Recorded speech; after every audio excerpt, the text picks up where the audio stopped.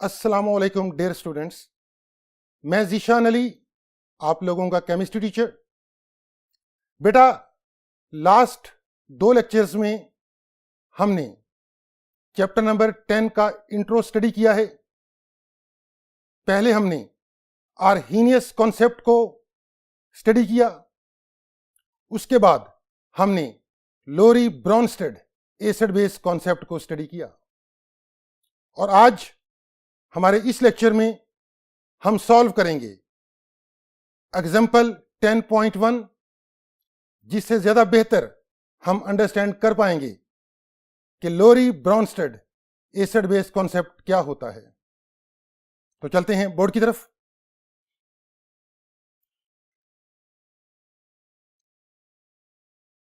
Problem 10.1 का A part, find out the conjugate basis. हमें कुछ स्पीशीज गिवन है और हमने फाइंड आउट करना है इन स्पीशीज का कंजुगेट बेस। चलिए हम पहले बात करते हैं HS-1। जब ये H डोनेट कर देगा तो ये कन्वर्ट हो जाएगा S-2 में। तो हम यूं बोलेंगे S-2 is the conjugate base of HS-1. In the same manner, with same concept, H3O plus यानी हाइड्रोनियम आयन, हाइड्रोनियम आयन जब एक प्रोटॉन किसी दूसरी स्पीशी को प्रोवाइड कर देगा तो कन्वर्ट हो जाएगा वाटर के न्यूट्रल मॉलिक्यूल में। तो हम बोलेंगे हाइड्रोनियम आयन का कंजुगेट बेस वाटर मॉलिक्यूल होता है। डियर स्टूडेंट्स, आपने इस सीक्वेंस को रिटेन रखना है कि जब कोई स्पीशी प्रोटॉन किसी दूसरी स्पीशी को ट्रांसफर कर देती है तो खुद कन्वर्ट हो जाती है कंजुगेट बेस में। अब बात करते हैं H2PO4-1। जब ये स्पीशी एक प्रोटॉन यानी एक H किसी दूसरी स्पीशी को प्रोवाइड कर देगी तो खुद क्या बन जाएगी? HPO4-2। with same sequence HSO4-1, ये बाइसल्फेट आयन है। बाइसल्फेट आयन जब एक H प्रोवाइड कर देगा किसी दूसरी सब्सटेंस को तो खुद कन्वर्ट हो जाएगा सल्फेट आयन में, SO4-2 में। तो SO4-2 बाइसल्फेट का कहलाएगा conjugate base. With same manner, with same concept, अगर हम बात करें हाइड्रोजन फ्लोराइड की,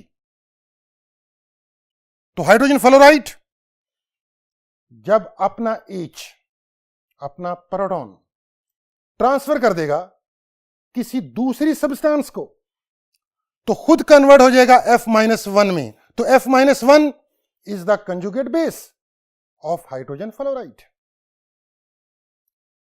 विद सेम कॉन्सेप्ट, अगर हम बात करें एसिटिक एसिड की, एसिटिक एसिड जब एक प्रोटॉन अपना एक हाइड्रोजन ट्रांसफर कर देगा किसी दूसरी सब्सटेंस को यानी बेस को तो खुद कन्वर्ट हो जाएगा एसीटेट आयन में। तो acetate ion is the conjugate base of acetic acid. तो इन सारी एग्जांपल से हमने एक सिंपल कंक्लूजन ड्रा करना है डियर स्टूडेंट्स। जब कोई एसिड अपना प्रोटॉन किसी बेस को ट्रांसफर कर देता है तो खुद कन्वर्ट हो जाता है कॉन्जुगेट बेस में। इन द सेम वे इस कॉन्सेप्ट को थोड़ा सा और इलेबोरेट करते हैं। यह हमारे पास एक कॉम्प्लेक्स साइन है। इस कॉम्प्लेक्स साइन की अगर मैं नेम की बात करूं तो यह कहलाता है हेक्सा एक्वा एल्यूमिनियम 3 आयन। तो इस एग्जांपल में भी आप देख सकते हैं कि वाटर का एक मॉलिक्यूल अपना एक H लूज करता है और पीछे उसका रह जाएगा हाइड्रोक्सिल ग्रुप। यानी वाटर के टोटल 6 मॉलिक्यूल हैं। एक मॉलिक्यूल इन 6 में से अपना एक प्रोटॉन लूज करता है और पीछे रह जाएगा hydroxyl group. Again dear students, concept वही सिंपल सा है कि जब कोई स्पीशी अपना एक प्रोटॉन किसी बेस को डोनेट कर देती है तो वो स्पीशी खुद कन्वर्ट हो जाती है कॉन्जुगेट बेस में। तो जिस तरह हमने इस पहले प्रॉब्लम में स्पीशीज की कॉन्जुगेट बेसिस फाइंड आउट की हैं, तो नेक्स्ट बोर्ड पे हम डिफरेंट स्पीशीज के कॉन्जुगेट एसिड्स फाइंड आउट करेंगे। तो चलते हैं नेक्स्ट बोर्ड पे।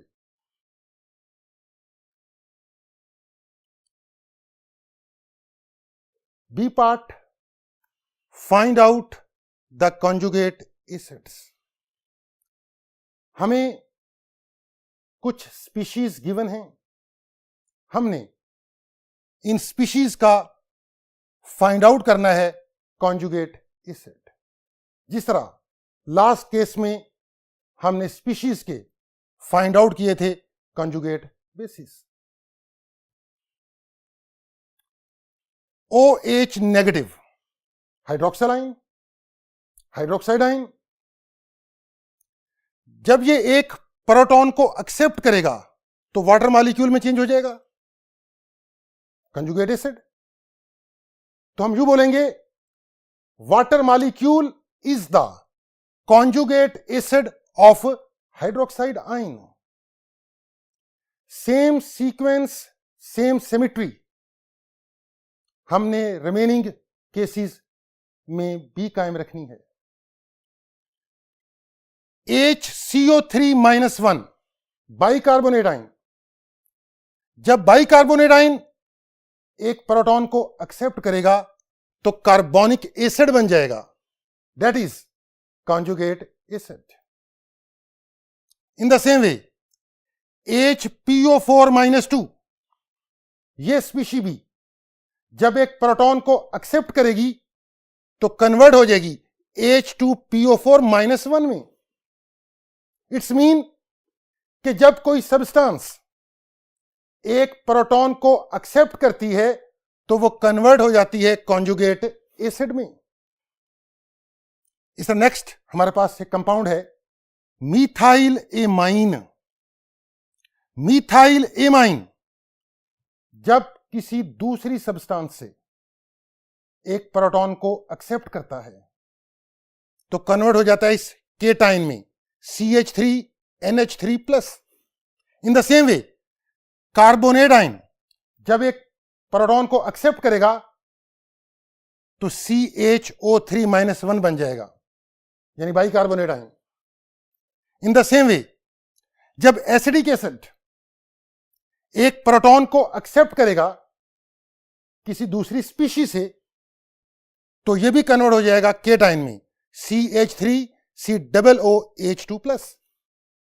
तो इन सारे एग्जांपल से डियर स्टूडेंट्स हमने एक सिंपल कंक्लूजन ड्रा करना है कि जब कोई सब्सटेंस प्रोटॉन को एक्सेप्ट करती है तो वो कन्वर्ट हो जाती है कॉन्जुगेट एसिड में। तो अब हमने फाइंड आउट करना है कि कैसे कुछ सब्सटेंसेस बन जाती हैं एसिड भी और बेस भी। मीन टू से एम्फोटेरिक। नेचर में कुछ कंपाउंड्स ऐसे भी हैं जो बिहेव करते हैं एज एन एसिड भी और एज ए बेस भी, और उन सब्सटेंसेस को, उन कंपाउंड्स को हम बोलते हैं एम्फोटेरिक सब्सटेंसेस, जैसे वाटर है। तो चलते हैं नेक्स्ट बोर्ड पे।